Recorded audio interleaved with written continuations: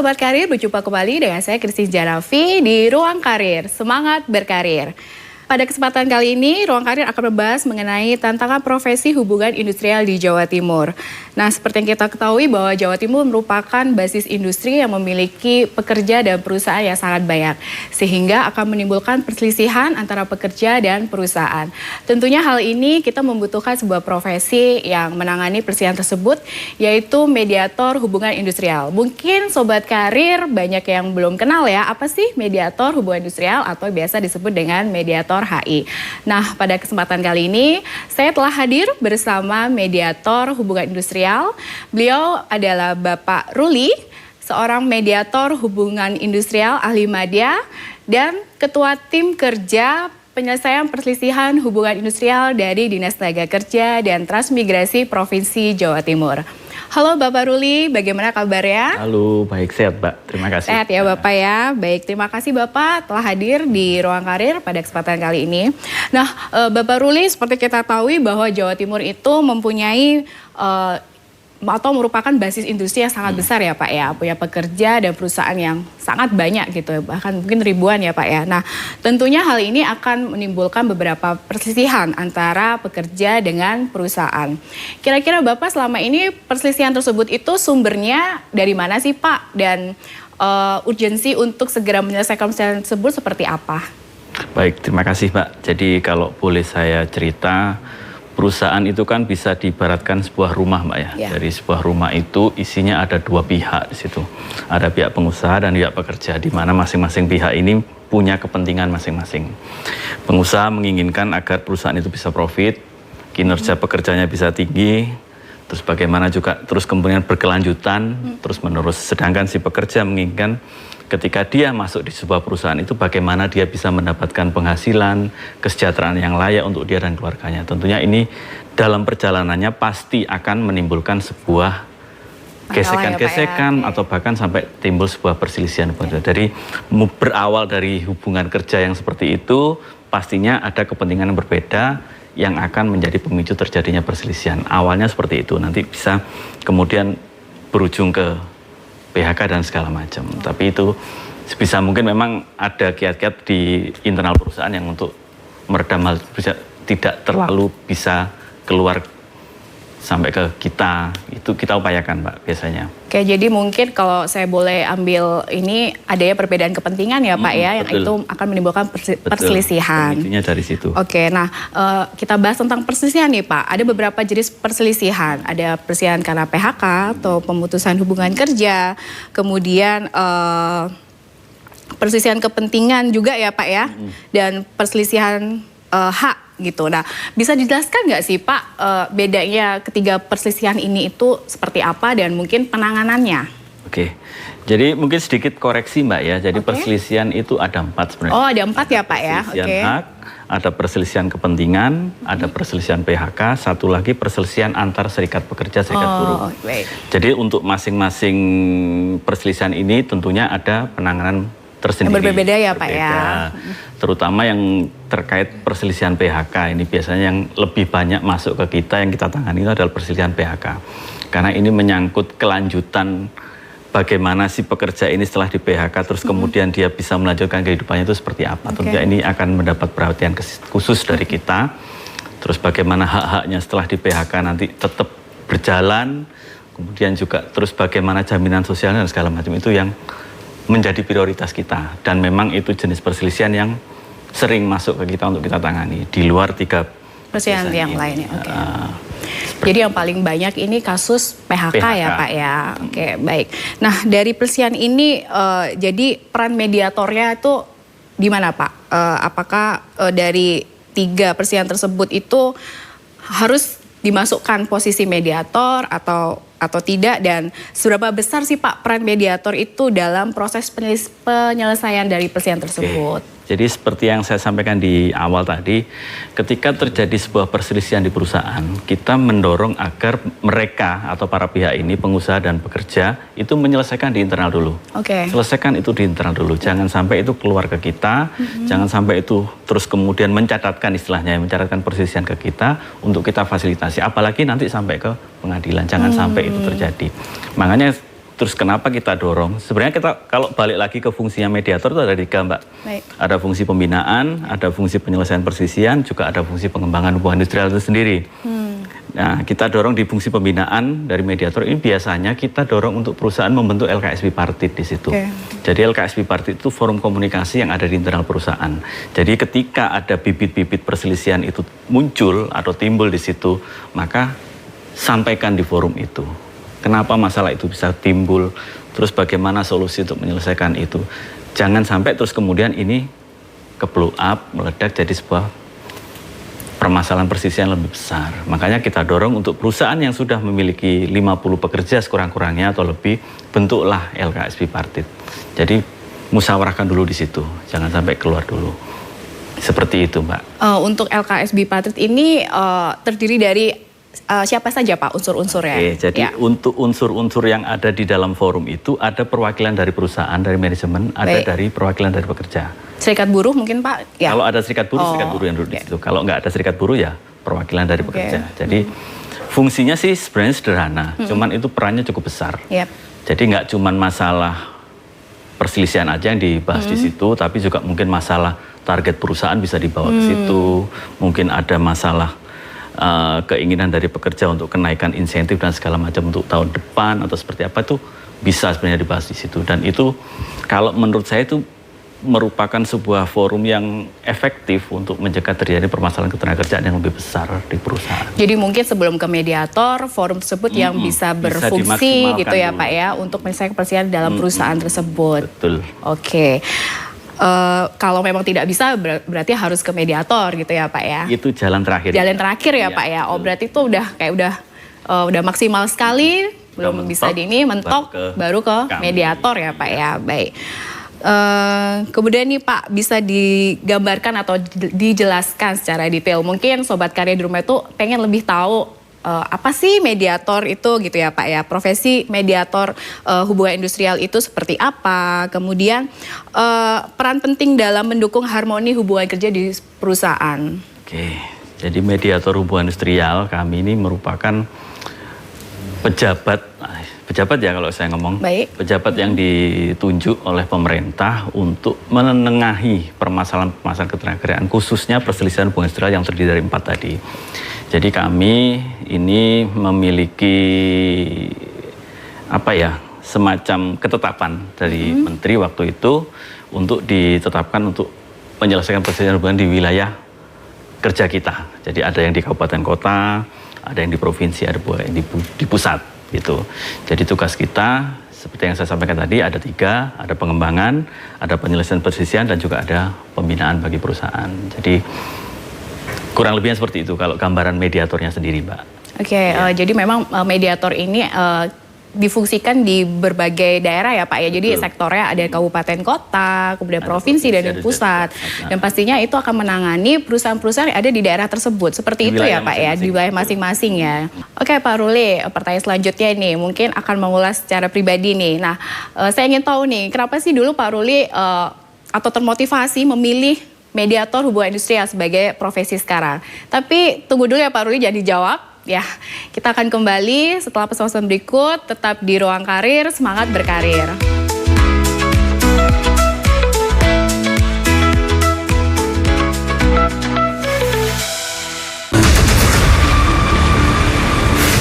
Salam Sogem, sobat penggemar film. Halo, Sogem Jagat Raya. Pengen tahu film-film yang sedang hits atau viral? Langsung aja nonton Spill Film di hari Minggu jam 20 waktu Indonesia Barat. Yuk Sogem, kita spill film bareng-bareng hanya di JTV. Anto, Michael batukmu, Kartolo aku panggil dah.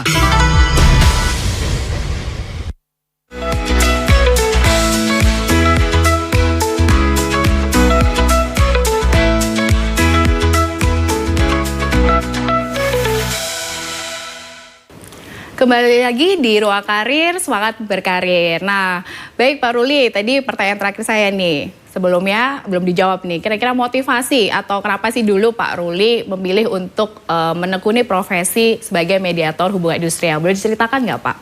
Oke, kalau boleh kita flashback ke belakang Mbak ya. Ya. saya mulai masuk ke Dinas Tenaga Kerja dan Transmigrasi Provinsi Jawa Timur itu sekitar 14 tahun yang lalu. Wow, cukup lama nih Pak ya. Itu awalnya saya diterima di situ tuh bukan untuk posisi jabatan sebagai mediator hubungan industrial, Mbak. Oh. Jadi waktu itu saya masuk sebagai pengawas ketenagakerjaan. Baik. Itu. Tapi karena atas permintaan pimpinan, karena ada kekurangan jabatan mediator, plus juga waktu itu tidak ada rekrutmen, akhirnya kami diminta oleh pimpinan untuk mengisi jabatan itu. Jadi waktu itu ada 3 orang yang diambilkan dari posisi pengawas untuk dialihkan menjadi mediator industrial. Sebenarnya kalau untuk ngomong motivasi, waktu itu saya sendiri nggak tahu mediator itu apa sih, mediator hubungan industrial itu apa gitu loh. Terus kemudian karena akhirnya sudah nyemplung ke situ, akhirnya ada teman-teman senior di situ ketika ada permasalahan, kalau dalam istilah kita tuh sidang ya. Kita sidang itu terus mereka melibatkan kita. Oh seperti ini, pekerjaan mediator itu seperti ini. Sebagai penengah ketika terjadi sebuah perselisihan hubungan industrial, menjadi fasilitator ketika terjadi unjuk rasa. Terus kemudian juga ketika kalau mungkin Mbaknya tahu juga akhir tahun biasanya kita ada ribet masalah penetapan upah minimum, kita juga terlibat di situ. Nah dari situ kita banyak belajar Mbak, oh seperti ini mediator.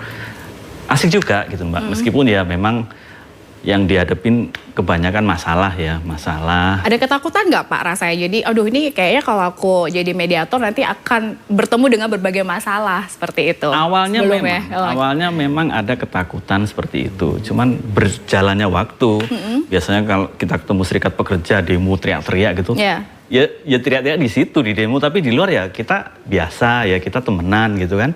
Kadang ketemu di luar juga kita ngobrol biasa, cuman awalnya memang ada ketakutan seperti itu, tapi ternyata juga sekarang dipelajari, dijalanin gitu ya Pak ya. Sekarang sudah merasa enjoy ya Pak ya, dan nyaman menjadi seorang mediator. Untuk riak-riak kecil masalah itu tetap ada. Kadang juga apa ya, menyentuh perasaan juga ketika ada pekerja yang seperti apa yang saya hadapi gitu, macam-macam Mbak ceritanya. Baik, nah ini kan Pak Ruli tadi sudah 14 tahun gitu ya Pak ya, jadi mediator. Kira-kira punya pengalaman sulit nggak Pak? Atau yang mungkin yang Pak Ruli itu inget banget nih ketika saya menyelesaikan sebuah perselisihan perusahaan A atau apa gitu. Jadi ada pengalaman yang mungkin selalu dikenang gitu oleh Pak Ruli sebagai mediator. Yang paling dikenang itu ketika saya, dalam tanda kutip Mbak ya, dalam tanda kutip saya merasa gagal untuk menyelesaikan permasalahan perselisihan di mana si pekerja itu kalau saya lihat itu memang dia benar-benar butuh gitu loh. Jadi contohnya gini, ada pekerja itu mohon maaf meninggal dunia, si suaminya meninggal dunia, jadi ahli warisnya ini istrinya. Nah, dia memperjuangkan hak-hak suaminya ketika dia bekerja. Dan kemudian kita fasilitasi dalam proses itu, pihak perusahaan susah untuk kita ajak komunikasi, susah untuk kita negosiasikan, terus kemudian akhirnya terbayar sih, cuman hak-hak itu nggak sesuai dengan yang semestinya. Jadi itu pernah ya Pak ya? Beberapa kali memang ada kasus-kasus seperti itu, dan itu apa ya, kalau saya tuh pengen nangis gitu loh. Ini harusnya dia menyentuh emosi ya Pak ya. Harusnya si ahli waris, si istrinya ini bisa terima hak secara penuh, ini tidak penuh gitu ya Pak ya. Sekian. Terus kalau memang itu harus kita lanjutkan ke pengadilan, rasanya juga nggak mungkin juga gitu loh untuk si ibu ini melanjutkan proses itu ke ranah pengadilan, karena berat pastinya proses itu. Akhirnya ya gimana ya, memang harus selesainya seperti itu, tapi ada rasa kurang puas dalam hati. Jadi mungkin pengalaman yang ketika itu tidak tuntas secara penuhnya, itu menjadi pengalaman yang mungkin agak sulit buat Bapak seperti itu. Kalau yang kutuk ke ranah pengadilan itu apakah pernah ya Pak ya terjadi ya? Jadi mungkin udah tidak bisa terselesaikan, harus masuk ke pengadilan, itu sering terjadi kah Pak selama ini? Kalau alurnya memang seperti itu sih Mbak. Jadi ketika terjadi perselesaian itu kan untuk penyelesaian awal di internal perusahaan. Seperti yang saya sampaikan tadi. Internal perusahaan nggak tercapai kesepakatan.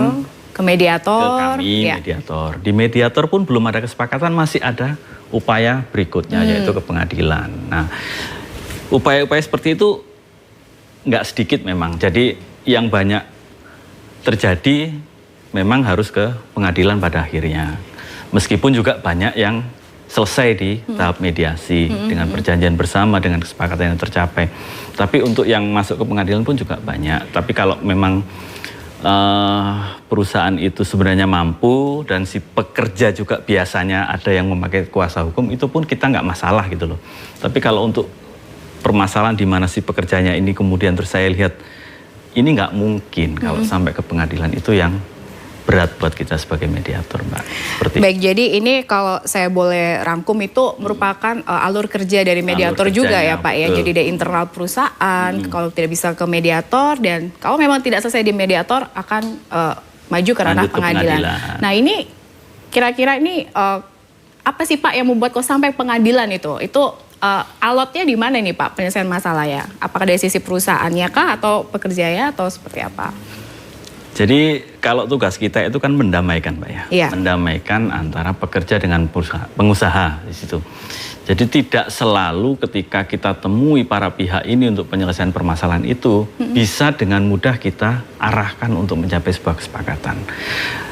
Karena macam-macam faktor ya. Iya. Ada karena karakter orangnya, mungkin karena apa ya? Karakter kayaknya faktor juga ya, Pak, lain ya. seperti Iya, itu. iya, Ada juga yang memang kebijakan perusahaan yang terlalu rigid sehingga tidak bisa fleksibel ketika ada pekerja yang meminta haknya. Jadi akhirnya ya mentok itu yang tidak bisa diselesaikan ya, kita, Pak ya. lanjutlah ke pengadilan seperti itu, Mbak. Ya, baik. Nah, ini untuk Sobat Karya di rumah nih Pak. Wah, setelah menyaksikan tayangan ini, siapa tahu ada Sobat Karya yang ingin tertarik nih, kayaknya aku pengen deh kayak Pak Ruli nih kan jadi mediator HI. Nah, itu syarat-syaratnya apa sih Pak untuk menjadi seorang mediator hubungan industrial? Dari mungkin syarat pendidikan, kualifikasi kalian, atau mungkin ada beberapa sertifikasi yang harus dipenuhi untuk menjadi mediator hubungan industrial? Oke. Bisa dijawab Pak? Ya. Jadi untuk menjadi mediator hubungan industrial, Mbak ya. Jadi ini saya ngomong regulasi ya. Ya. Regulasinya memang harus berstatus sebagai pegawai negeri. Oh baik. Itu kemudian untuk Maaf Pak, syarat saya potong, berarti untuk swasta tidak bisa ya Pak ya? Harus PNS ya? itu ada jalur khusus nanti. Oh, oke. Bukan mediator hubungan industrial judulnya. Oh ya, baik. Selanjutkan Pak ya. Nah, terus kemudian untuk latar belakang pendidikan sih tidak ada khusus mempersyaratkan harus backgroundnya apa.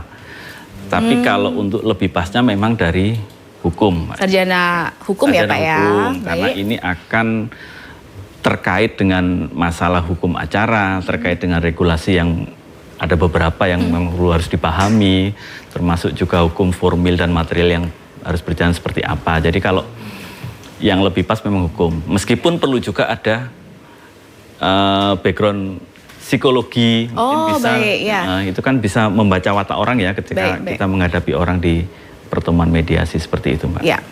Nah, Sobat Karir yang mungkin sekarang kalian masih sekolah atau kuliah di pendidikan S1 hukum atau psikologi, siapkan diri kalian. Mungkin nanti kalian akan menjadi mediator hubungan industrial di masa depan. Oke ya, jangan kemana-mana, tetap di Ruang Karir, semangat berkarir.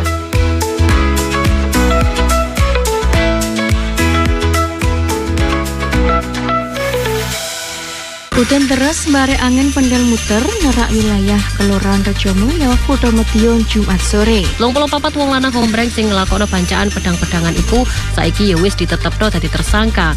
Barek salah siji tersangkane tibakno ASN teko Sidoarjo. Kecelakaan maut kedadean nang palang rel sepur dodalan Margo Rugun, Kecamatan Bubutan, Surabaya. Petani pelibeng madu nang Desa Tasik Madu, Mesem Subringa. Panen pelibeng madu sing saiki kasile api.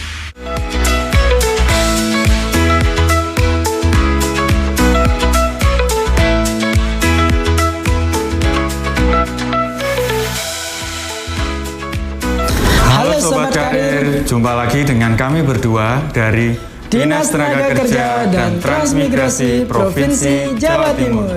Pada kesempatan kali ini kami akan memberikan informasi peluang kerja yang bisa Sobat Karir akses berasal dari Royal ATK Group dengan jabatan sosial media spesialis. Jabatan ini bertugas untuk merencanakan, membuat dan menguasai terkait social media advertisement. Kualifikasi yang dibutuhkan antara lain pria, memiliki pengalaman berkutat dengan sosial media, kreatif, dan tentu up to date dengan tren digital saat ini. Bagi yang berminat, silakan bisa melamar melalui yang tertera di flyer berikut, dan tentu penempatan pekerjaan ini ada di Kota Malang. Demikian informasi peluang kerja yang bisa kami berikan.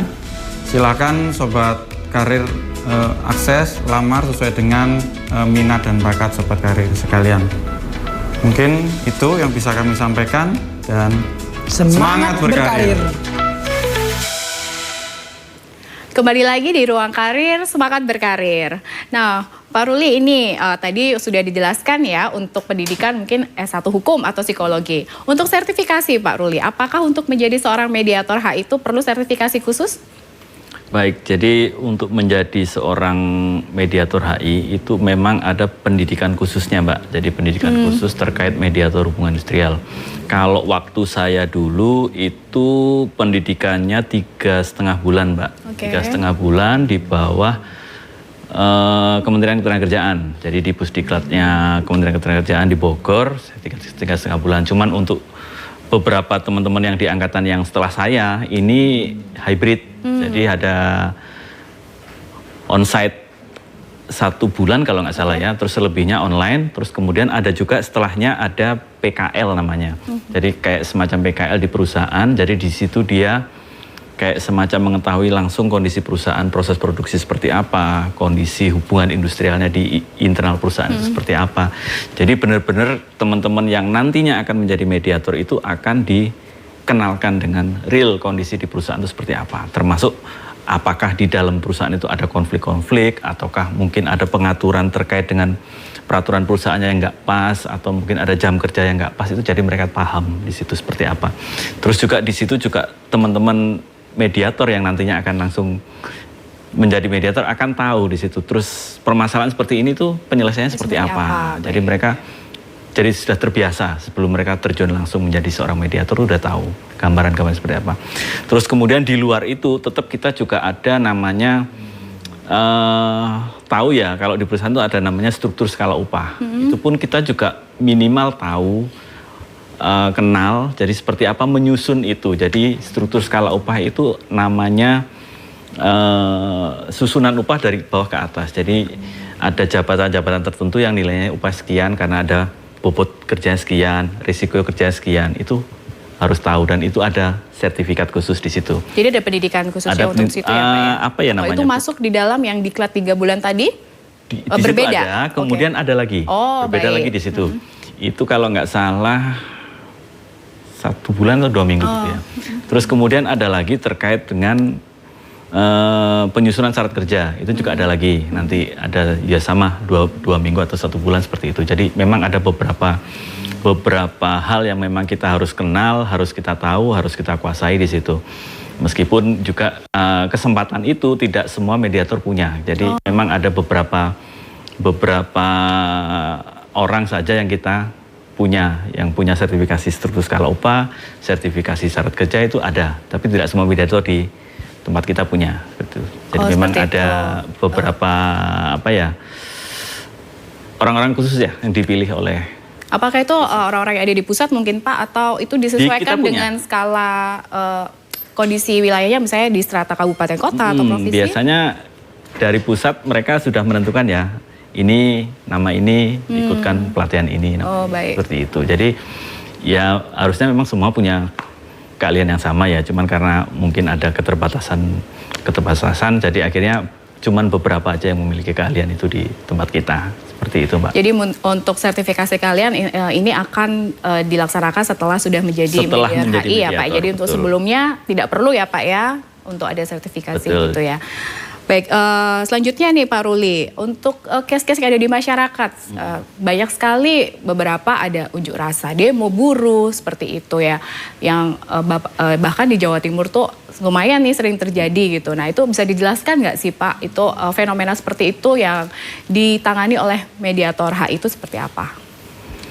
Kalau penyebabnya unjuk rasa, penyebab mogok kerja itu macam-macam sih Pak. Yang pasti muaranya satu, karena buntunya komunikasi biasanya.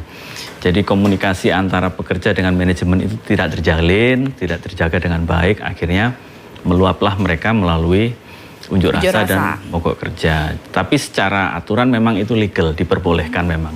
Penyampaian pendapat di muka umum itu boleh. Cuman yang jadi masalah kan terkadang kegiatan itu dilakukan di tempat yang sesuai atau tidak gitu ya Pak ya, mengganggu masyarakat atau tidak, juga di jalan, menutup akses pabrik seperti itu. Nah itu yang mungkin kita perlu berikan wawasan ke teman-teman pekerja buruh. Cuman yang jadi masalah memang macam-macam ya di situ. Tapi yang terlalu banyak terjadi masalahnya terkait dengan hak biasanya, hak yang belum diberikan. Oleh perusahaan kemarin seperti ada itu, ya? THR itu juga memicu terjadinya demo di beberapa perusahaan. Nah, mungkin banyaknya masalah itu yang pemenuhan hak yang tidak sepenuhnya diberikan kepada buruh atau pekerja ya Pak ya. Itu akan membuat buruh untuk berunjuk rasa, khususnya mungkin berunjuk rasa di Dinas Tenaga Kerja ini ya. Iya. Dan pastinya itu akan langsung ditemui ya Pak ya oleh teman-teman mediator HI. Betul Mbak, jadi kita temui permasalahannya apa, kemudian kalau memang sudah jelas benang kusutnya di mana, kita bantu penyelesaian nanti seperti apa. Seperti itu sih Mbak. Oke, baik Pak Ruli, ini terakhir nih pertanyaan dari saya. Di luar pemerintah, apakah profesi mediator HI ini juga dibutuhkan di perusahaan dan bagaimana sih prospek ke depan dari profesi mediator HI ini? Oke, seperti yang saya sampaikan di depan tadi Mbak ya, jadi mediator HI itu memang skupnya memang untuk kita pegawai negeri sipil yang ada di instansi ketenagakerjaan. Tapi di luar itu ada yang namanya profesi mediator tanpa embel-embel hubungan industrial. Jadi itu mediator yang secara khusus setelah mengikuti pelatihan di bawah Mahkamah Agung kalau nggak salah ya. Jadi itu mereka lebih umum Mbak. Jadi lebih umum. Jadi bukan pegawai negeri sipil ya Pak ya? Bukan. Dari kalangan manapun bebas bisa mengikuti itu. Tapi latar belakangnya kembali lagi sarjana hukum. Sarjana hukum. Jadi kalau kita lihat di institusi pengadilan pun juga mereka punya mediator. Kemudian di lembaga-lembaga bantuan hukum pun mereka juga punya mediator biasanya. Karena konflik kan juga tidak terbatas pada hubungan industrial, tapi di luar itu pun juga banyak. Tetapi tidak menutup kemungkinan mereka juga akan membantu untuk menyelesaikan konflik di internal perusahaan. Tetapi bukan lagi sebagai mediator hubungan industrial, tapi mediator dalam tanda kutip secara umum. Seperti itu. Wah, luar biasa sekali pembahasan kita kali ini ya Sobat Karir. Terima kasih Pak Ruli telah hadir dan memberikan wawasan bagi kita semua. Semoga pembicaraan pada hari ini membawakan manfaat atau wawasan baru untuk Sobat Karir di rumah. Saya Christine Janafi, pamit undur. Sampai jumpa kembali di Ruang Karir selanjutnya. Sampai jumpa.